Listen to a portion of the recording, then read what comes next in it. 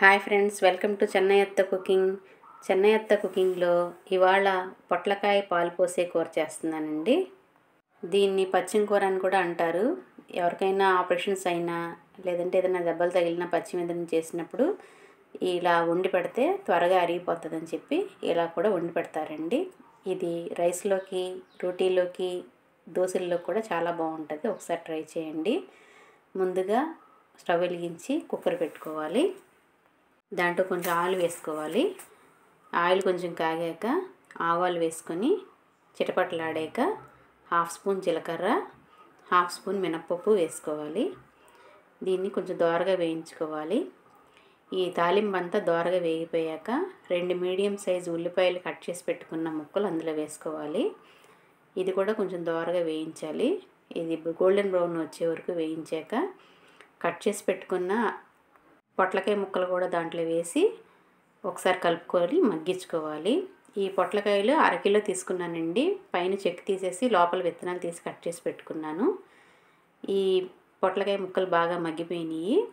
ఇప్పుడు కొంచెం పసుపు, 2 స్పూన్ల కారం, 1.5 స్పూను ఉప్పు వేసుకొని ఒకసారి కలుపుకోవాలి.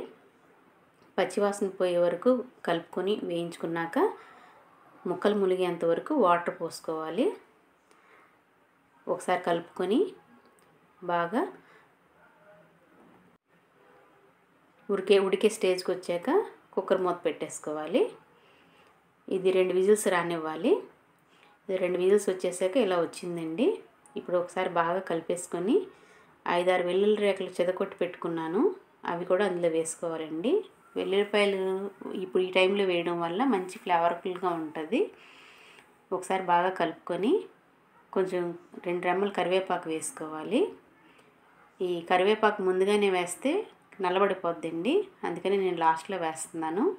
ఈ టైంలో వేయడం వల్ల కొంచెం పచ్చివాసన బాగా పట్టి దానికి చాలా బాగుంటుందండి. చూడటానికి కూడా కలర్ఫుల్గా ఉంటుందని లాస్ట్లో వేసాను.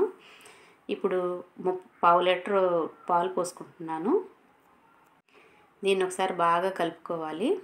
హై ఫ్లేమ్లోనే పెట్టుకొని దగ్గరే ఉండి ఇలా తిప్పుకుంటూ మధ్య మధ్యలో తిప్పుకుంటూ కలుపుతూ వేయించాలి. ఇలా ఉడికించడం వల్ల ఆ పాలు అంతా కలిపి గుజ్జుగా తయారైపోయి చాలా టేస్టీగా ఉంటుందండి. అంతేనండి, ఇది దగ్గర పడిపోయిందంటే స్టవ్ ఆఫ్ చేసేసుకోవడమే. పొట్లకాయ పాలు పోసిన కూర రెడీ అయిపోయింది. ఈ వీడియో కనుక మీకు నచ్చినట్లయితే షేర్ చేయండి, లైక్ చేయండి, సబ్స్క్రైబ్ చేయండి. Thanks for watching.